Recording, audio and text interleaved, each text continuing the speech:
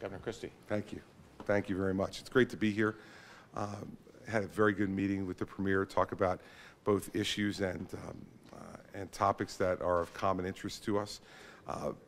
When I was putting together this trip to come to Canada on behalf of our state, I wanted to make sure that we came to Calgary, and it's something that I'm looking forward to, spending the rest of the day here.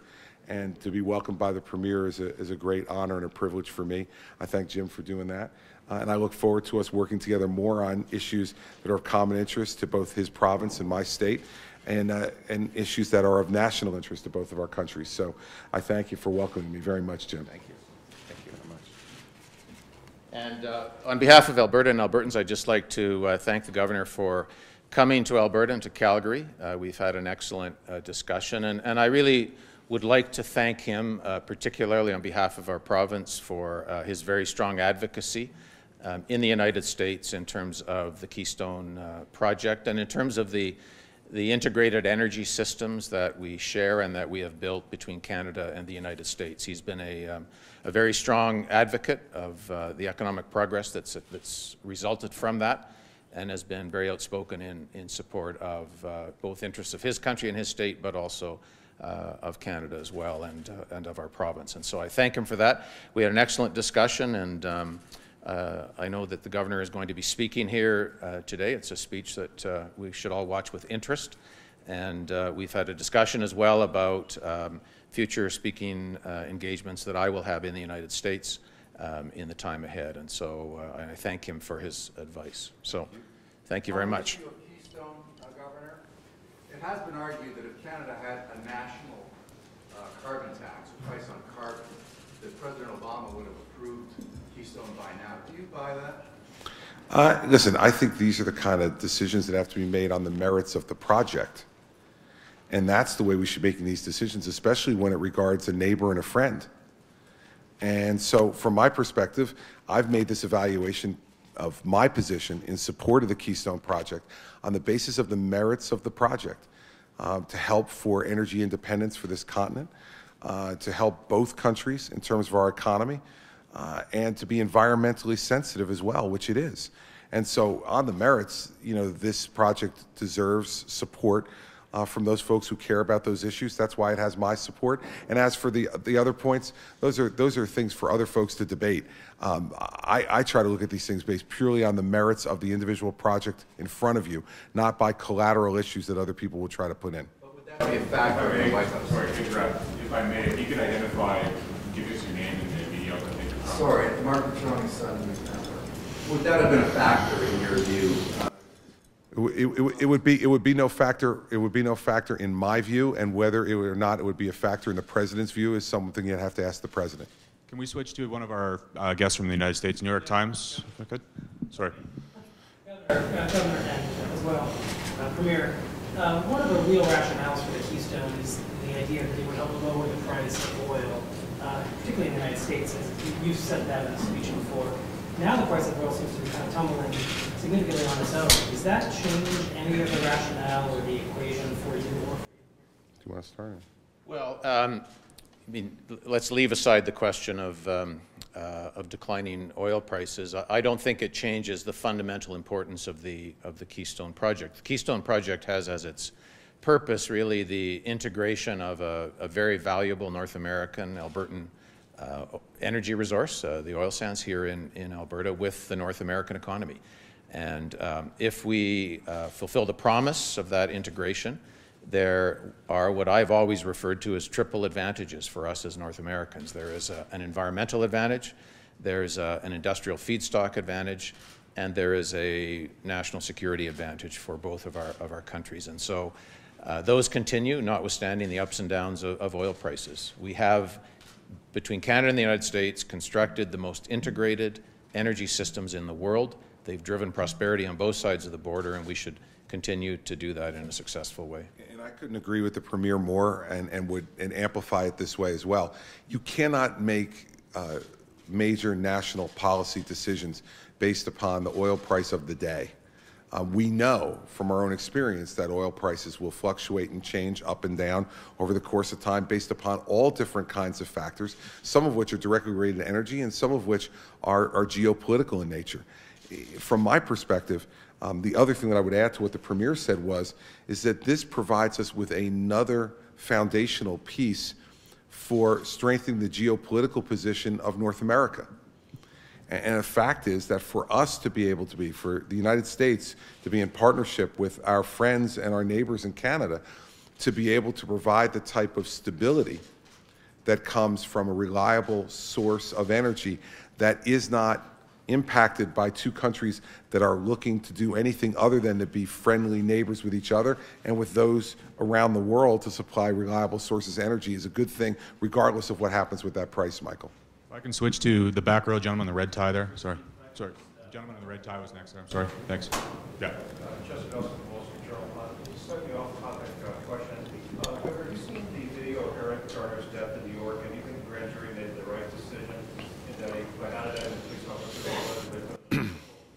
Listen, as someone who led a prosecuting office for 7 years before I became governor, one of the things I learned is that you never know all the things that a grand jury knows unless you're in that grand jury and working with them. And so I'm not going to be in the position, given where I stand, in second-guessing the work of the grand jury and the prosecuting office that presented that.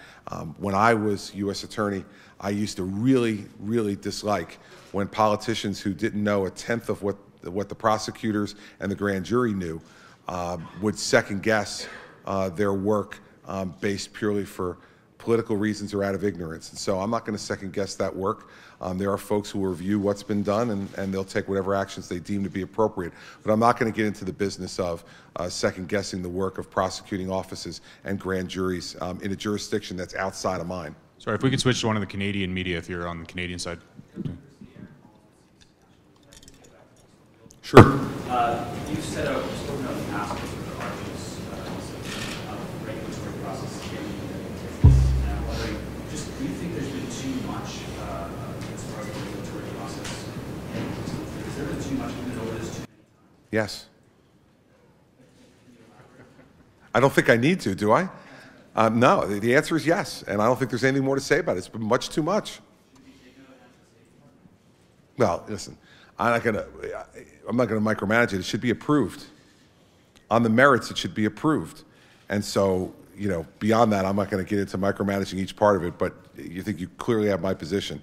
The regulatory steps that have gone here have been way overboard, and the fact is that even with those regulatory steps, the people who have looked at it say that it's something that should be approved. So we should get to approving it. Sorry, back row again, right beside him. Thanks.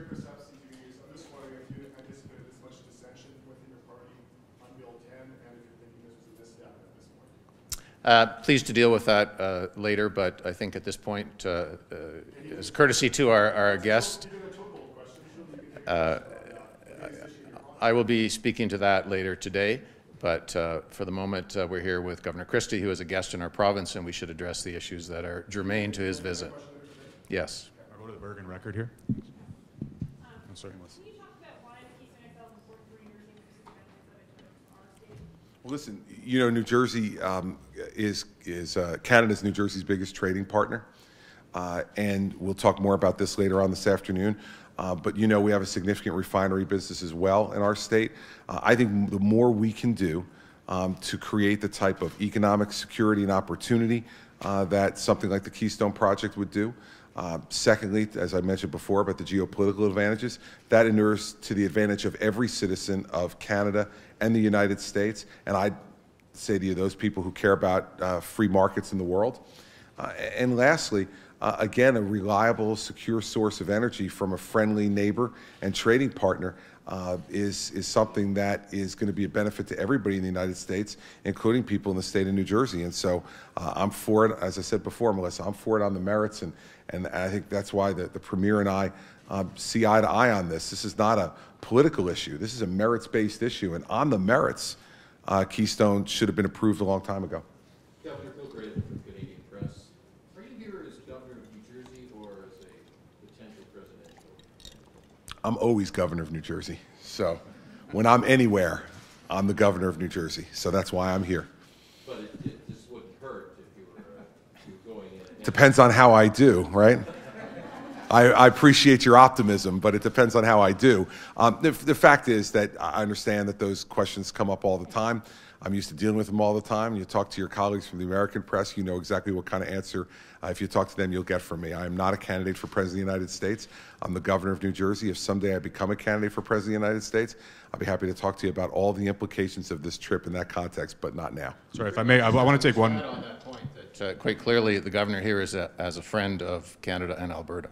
I'd like to take one more question. The governor and the premier do have a gift to exchange that I think they'd like to do, so I'll go right here in the front row. As the governor of New Jersey and/or a future potential presidential candidate, can you tell us a little bit about why you think it's important for you personally to visit Canada and specifically Alberta? Well, sure. First off, I've said before, and I'll repeat later on today in the speech that I give to the chamber, that I've gotten the impression over time, watching American foreign policy, that Canada has been an afterthought, and I believe it should be a first thought. We live in a very, very good neighborhood. The United States, Canada, and Mexico are three countries that share this continent, that share a common political system, common economic system, very similar cultural values, a respect for each other's sovereignty, and the goals to have peace and freedom around the world. And when you live in that kind of neighborhood, if you look around the world, that's a neighborhood that almost anyone right now, given the challenges of the world, would want to live in. And I don't think we pay enough attention to this relationship as Americans in general. And so I've made a very conscious decision to come to Canada and to come here to Alberta because we should treat our friends with both respect and attention. Canada is New Jersey's largest trading partner. So we want to treat our best customer with the respect and attention that comes from personal treatment. And as the leader of my state, I wanted to come here and meet the leader of this province. And first and foremost, the first thing I said to Jim when I met him was thank you. Because what Alberta does for the economy of my state, in addition to the economy of our country, is an enormous, enormous factor in job growth and the quality of life we have in New Jersey and in the United States. And so my visit here is to first say thank you, and to second, make sure that people know that we live in a great neighborhood in this world, and we should be paying a lot more attention to it. And that's why I was also in Mexico in September.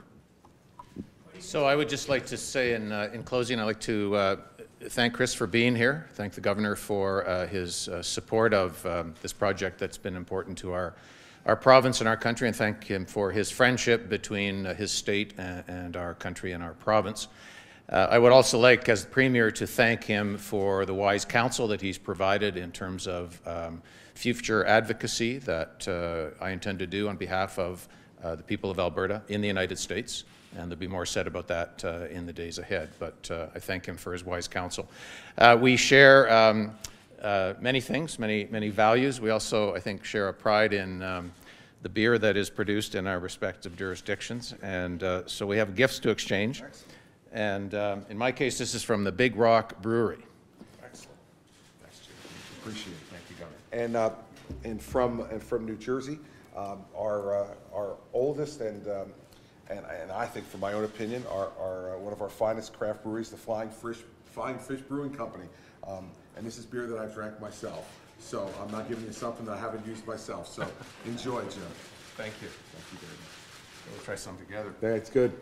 Thank you all. Thank you very much. Thanks very much, everyone.